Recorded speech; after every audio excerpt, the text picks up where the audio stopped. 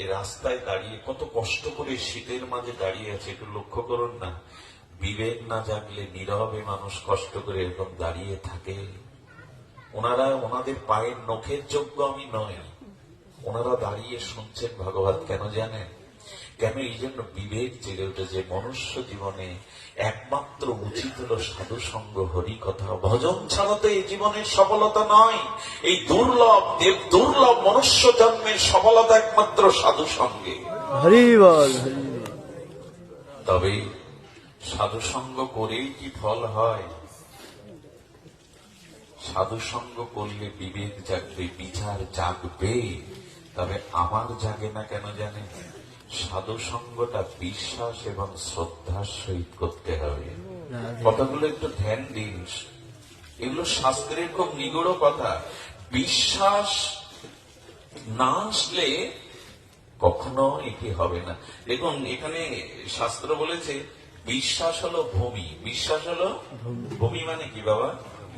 জমি। বিশ্বাস হলো ভূমি, আর সেই ভূমিতে যে ভক্তির বীজ, ভক্তি হলো বীজ, আর সেই বীজ অঙ্কুরিত হতে গেলে, প্রেমরূপ ফসল পেতে গেলে জল হলো বিশ্বাস। কি বলা হলো? ভক্তির বীজ, বিশ্বাস হলো ভূমি, শ্রদ্ধা হলো জল, আর নির্বিকার নিরপেক্ষতা হলো ওই ফসল রক্ষা করার বেড়া। পক্ষপাতিত্ব করবেন না। হ্যাঁ, আমার মত শ্রেষ্ঠ, আমি শ্রেষ্ঠ, পক্ষপাতিত্ব করবেন না। নিরপেক্ষ তত্ত্বই হলো বেড়া, নালে ফসল নষ্ট হয়ে যাবে, বীজ নষ্ট হয়ে যাবে। এই জন্য বিশ্বাস ভূমিতে, শ্রদ্ধারূপ জলে ভক্তি বীজ অঙ্কুরিত হলে নিরপেক্ষ নিরহংকারের বেড়া দিন, তাহলে আর ভক্তি প্রেম ফসল নষ্ট হবে না। এই জন্য শ্রোতারা সৎসঙ্গ করে, অনেকেই সৎসঙ্গ করে, কিন্তু বিশ্বাস না জাগালে, শ্রদ্ধা না এলে সৎসঙ্গের ফসল ঘরে তোলা। এই জন্য দয়া করে এই যে শব্দ ব্রহ্ম, এতে বিশ্বাস আনুন।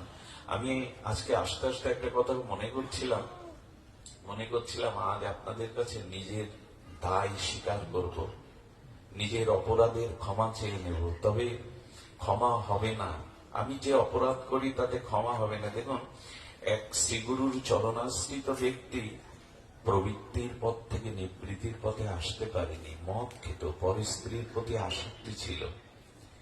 গুরুদেবের ওই গ্রামে আসলে সে লুকাতো, যাতে গুরুদেবের সামনে না যেতে হয়। কি জবাব দেব? ওনার স্ত্রী কাঁদতেন, শ্রী গুরুদেব ওকে ফিরিয়ে দিন, ওর বিবেক ফিরিয়ে দিন। আপনার চরণাশ্রয় করেও যদি এইভাবে বিপদগামী হয়, গুরুদেব যে জানে না তা নয়, উনি সকলের খবর রাখেন। একদিন হঠাৎ করেই ওই গৃহে চলে এসেছেন, সে জানতে পারেনি। যেই গুরুদেব এসেছেন, অবনত মস্তকে দাঁড়িয়ে বলেন, বাবা তোমার সাথে একটা কথা আছে, আমার সাথে একটু উপরে চলো। ছাদের উপরে গিয়ে বলছেন, কখনো তোমার কাছে কিছু চাইনি, আজ একটা জিনিস চাইবো, দেবে আমায়? ও তখন মনে মনে ভয় ধরে গেছে, চাইবে তো গুরুদেব, ওই মদ ছাড়ো, আসক্তি ছাড়ো, পাপের পথ ছাড়ো। বলেন, আপনার কি চাওয়া? গুরুদেব এমন কিছু চান যাতে দিতে পারি। বলে, হ্যাঁ রে, আমি যা চাইবো তা তুই দিতে পারবি, তোর সামর্থ্য আছে। তবে আজ আমাকে ছুঁয়ে কথা দিতে হবে, আমি যা চাইবো তাই দিবি। শ্রী গুরুদেব যদি এভাবে কাতর ভাবে কিছু বলে, ও ছুঁয়ে কথা দিয়েছে, যা চাইবো, আপনি যা চাইবেন তা দেব। কি করেছে জানেন? সত্য ঘটনা শুনুন।